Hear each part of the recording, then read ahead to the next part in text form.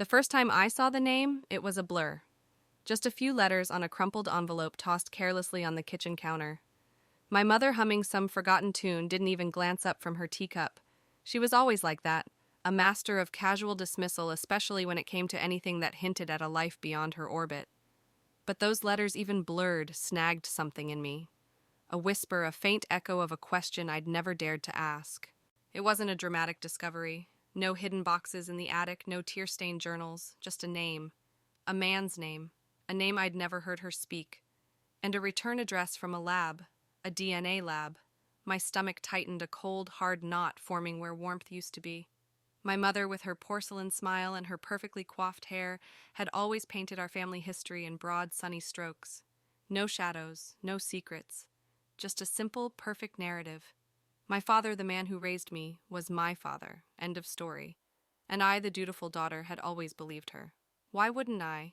She was my mother, the one constant, the foundation of everything I knew.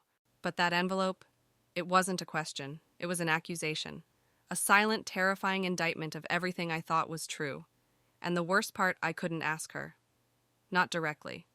Because if I was wrong, if it was just some innocent piece of paper, then I was the one who was breaking the sacred trust. I was the one who was questioning the unwritten rules of our perfect, suffocating family. How long have I been pretending not to see it? If something in this story speaks to something in you, stay a while. You don't have to say anything, but I'll be here. I started small, little probes. Mom, remember that time you said Uncle Jim looked just like Grandpa Thomas? A casual observation designed to see if she'd flinch. She just smiled. Oh, darling, everyone says that. It's the eyes. Her eyes, though. They'd flicker just for a second. A tiny, almost imperceptible shift in the light like a shutter closing. I learned to watch for it. That flicker was my tell. It was the crack in her perfect facade. The envelope disappeared. Of course it did. My mother was a magician when it came to making inconvenient things vanish. But the name lingered. It burrowed into my mind, a persistent hum, a quiet thrumming beneath the surface of my daily life. I started to notice things, little things. The way my father, the man who raised me, would sometimes look at me across the dinner table, a flicker of something in his eyes I'd never understood before. Not quite pride, not quite love, but something distant. Like he was observing a beautiful, intricate puzzle, but not quite a part of it. We don't call it manipulation. We call it tradition. I found the original results later, much later. Not in her house, but buried deep in an old box of my own baby things tucked beneath faded blankets and yellowed onesies. It was a copy, a photocopy, but clear enough. 2 sets of results. One with his name on it showing a 99.9% match, and then another attached by a single flimsy staple, a second set of results. This one with the name of the man who raised me stating no genetic relationship. The dates were close, too close, and the lab the same lab. My mother's handwriting scrawled on the top of the second sheet, for record keeping. The air left my lungs. It was a physical sensation like being punched in the gut. All these years, every birthday, every holiday, every I love you, Dad. Every single moment built on a lie. A carefully constructed, meticulously maintained lie. And for a second, no one said a word. The silence in that dusty attic room screamed louder than any accusation I could ever imagine. My own mother, the woman who birthed me. She had done this. The man who raised me, my father. He was a quiet man, an engineer who loved tinkering in the garage on weekends. He taught me how to change a tire, how to read a schematic, how to always measure twice cut once. His lessons were practical, grounded, safe. He never talked about feelings, not really, not deep ones. And I, his daughter, learned to mimic that, to live in the practical, the observable, to build a fortress of facts around my heart. And for so long it worked. But now, holding those 2 sheets of paper, the fortress crumbled. All those small moments, those subtle glances, the unsaid things, they rearranged themselves, forming a mosaic of a truth I'd been blind to. His quiet distance wasn't just his personality. It was a reflection of a fundamental, unspoken disconnect. He didn't just observe me, he observed her secret in me. I still hear it. Her voice, cold, final. Not when I confronted her because I couldn't. Not yet. But in my mind, I replayed every casual fib, every half-truth, every deflection that had ever passed her lips, each one a thread in the elaborate tapestry of deceit she'd woven. Your father loves you very much, she'd say, her hand on my arm, her smile unwavering. And he did in his way, but it wasn't the same love. It was a love built on an illusion, a careful performance. and I was the unwitting star of her show. The day I stopped apologizing for my anger, that was a turning point. It wasn't a sudden explosion, but a slow burn that finally ignited. I used to feel guilty for every flicker of resentment, every surge of hurt. I'd push it down and tell myself I was being ungrateful, selfish. She's your mother. She sacrificed so much. But what had she sacrificed? The truth. My right to know who I was, where I came from.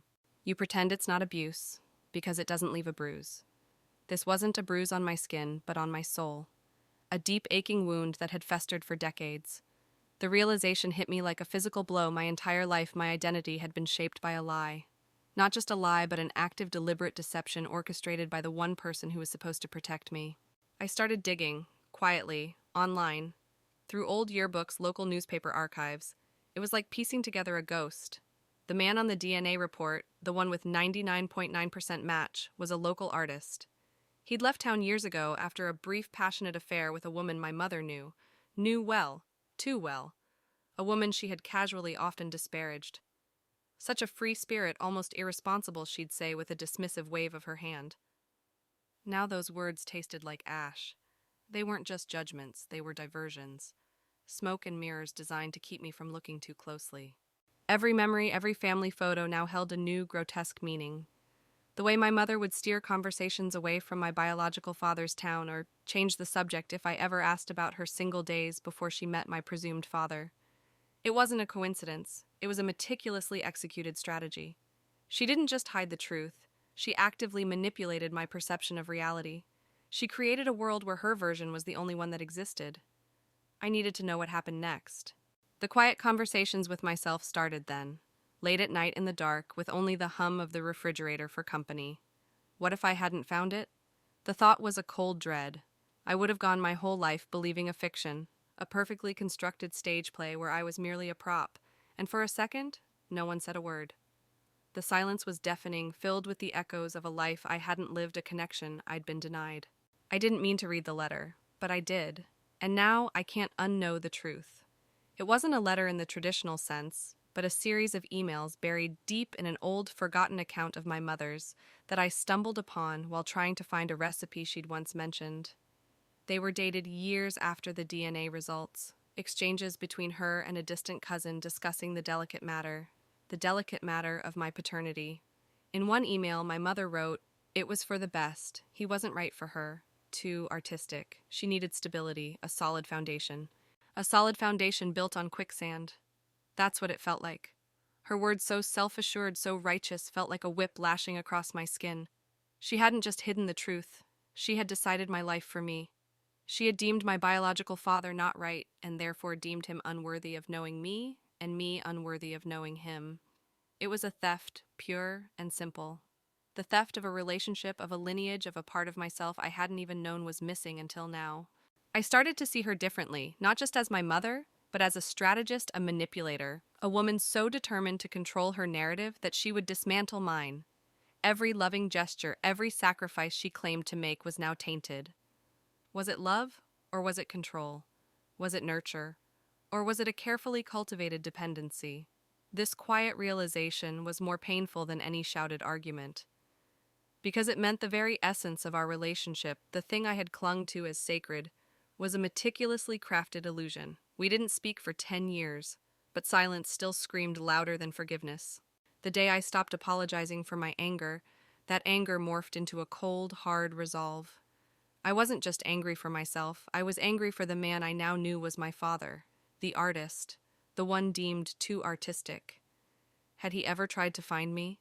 Had he even known I existed? The thought gnawed at me, a relentless itch I couldn't scratch. My mother had not just erased him from my life, she had erased me from his. The injustice of it was a bitter taste in my mouth. Every 2-3 paragraphs mirror the listener's life. You pretend it's not abuse, because it doesn't leave a bruise. This kind of manipulation leaves no physical mark, but the psychological scars run deeper than any cut. It warps your sense of reality, makes you doubt your own perceptions, and erodes the very foundation of trust. And for a second, no one said a word. That silence, heavy with unspoken truths, was the only witness to my quiet internal revolution. I was done being her pawn. The search for him was agonizing. So many dead ends, so many similar names. The internet was a vast, indifferent ocean, and I was just a tiny boat adrift. But I had to try. I owed it to myself. I owed it to him. I felt a desperate urgency, a need to reclaim the lost years to bridge the chasm my mother had created. Every failed lead was a punch to the gut, a reminder of the monumental scale of her deception. And then one ordinary Tuesday afternoon, a hit. A gallery exhibition notice from a small town several states away. The artist's name. His name. The same one from the DNA report. My hands trembled as I clicked the link. His face. Older, of course, but unmistakable. The same eyes I saw in my own reflection. A profound, almost spiritual ache settled in my chest. He existed. He was real. And he was mine. I didn't call, not right away. I just stared at his photograph, absorbing the reality of him. His art was abstract, vibrant, full of movement and life. Everything my childhood had lacked. It was like looking at a part of my own soul finally made visible. He used bold colors, sweeping strokes, textures that seemed to hum with energy. And I, who had always been drawn to order and precision, suddenly understood a different kind of beauty. I booked a flight, a one-way ticket. I didn't tell my mother, not a word. I knew she would try to stop me. She would weave new stories, new justifications, new subtle threats. She would try to pull me back into her orbit to keep her secret safe, even at the cost of my own well-being. But this was no longer about her. It was about me. It was about finding my truth, about claiming my own story. The flight was surreal. Every cloud outside the window felt like a veil lifting, revealing something new, something breathtaking. I replayed all the micro-pauses in my life, the times I had almost spoken, almost asked, almost rebelled. And for a second, no one said a word. The silence on that plane was different, though. It wasn't a heavy, suffocating silence, but a vast, open space filled with possibility. When I walked into the gallery, my heart was pounding. He was there, talking to a small group of people, his hands gesturing expressively as he described his work. He had a kind face lines etched around his eyes from years of laughter or perhaps longing. I stood in the doorway, a stranger, but feeling an undeniable pull, a magnetic force drawing me closer. He looked up, his gaze sweeping across the room, and then it landed on me.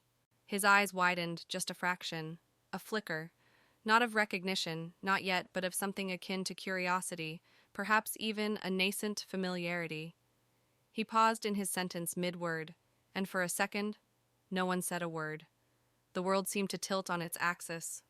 This wasn't just an encounter, it was an unfolding, a cosmic alignment, and in that moment I knew. I knew he was my father, and I knew finally what it felt like to truly breathe. Maybe peace doesn't come when they change. Maybe it starts when I stop apologizing for noticing. I don't miss her. I miss who I thought she could be.